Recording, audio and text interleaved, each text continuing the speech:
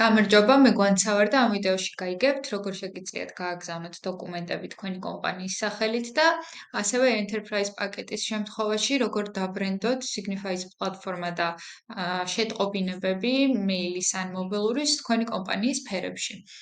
მოდით განვიხილოთ დოკუმენტის კომპანიის სახელით გაგზავნა. Პირველ რიგში უნდა გადახვიდეთ თქვენი აკაუნტის პარამეტრებში, შემდეგ აირჩიოთ ძირითადი და აი აქედან ატვირთოთ თქვენი კომპანიის ლოგო, რაც გინდათ, რომ ასე ვთქვათ, გამოჩნდეს გაგზავნის მომენტში, დოკუმენტის გაგზავნის მომენტში, მაგალითად ესე დავაყენოთ.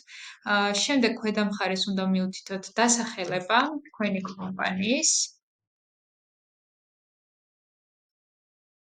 მაგალითად ეს და შევინახოთ არსებული ინფორმაცია. ახლა გვაქვს ორი გზა, როგორ გავაგზავნოთ უკვე დოკუმენტი. პირველი, ახალი დოკუმენტის შექმნის მომენტში შეგიძლიათ აირჩიოთ კომპანიის სახელით გაგზავნა. ამისათვის ატვირთეთ სასურველი დოკუმენტი, შემდეგ მიუთითეთ მიმღები პირის მონაცემები. ჩვეულებრივად გადმოიტანეთ ხელმოსაწერი ველი და შემდეგზე გადასვლისას უკვე ბოლო გვერდზე ვირჩევთ ვისი სახელით გაიგზავნოს დოკუმენტი, თქვენი სახელით თუ თქვენი კომპანიის სახელით. მარჯვენა მხარეს ასევე შეგიძლიათ მეილის ვიზუალიც ნახოთ, თუ მობილურზე აგზავნით უკვე მობილურის ვიზუალი, როგორ გამოჩნდება თქვენი გაგზავნილი დოკუმენტი სხვასთან. ასევე ირჩევთ გამოჩნდეს თუ არა თქვენი კომპანიის ლოგო მიმღებთან და პირდაპირ შეგიძლიათ გააგზავნოთ დოკუმენტი. მეორე გზა არის შაბლონები, თუ თქვენ იყენებთ შაბლონებს, შეგიძლიათ ნებისმიერი შაბლონის რედაქტირებაში შეხვიდეთ და ასევე ბოლო გვერდზე გადახვიდეთ და მონიშნოთ, რომ კომპანიის სახელით გაიგზავნოს დოკუმენტი. შესაბამისად, ამ შაბლონით რა დოკუმენტებსაც გააგზავნით, ყველაფერი გაიგზავნება თქვენი კომპანიის სახელით.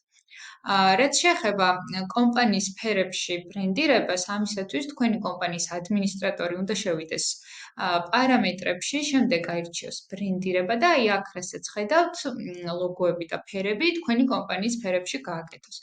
მარჯვენა მხარეს ვიზუალიზაციასაც დაინახავთ, თვითონ პლატფორმა ან მეილისა და მობილურის შეტყობინებები როგორ შეიცვლება. მოდით გავაკეთოთ. ავტვირთოთ ლოგოები, სასურველი არის, რომ ეს ლოგოები იყოს SVG ფორმატში. მაგალითად ისე. მეორე შემთხვევაში ავტვირთოთ უკვე ხელმოწერის ჰედერისთვის, ანუ ზედა მხარეს როგორ გამოჩნდეს. ასევე თქვენ თვითონ აირჩევთ ჰედერის ფერს. ძირითად ფერს, რომელიც ღილაკების შემთხვევაში გამოგადგებათ, ასე შეგიძლიათ აირჩიოთ.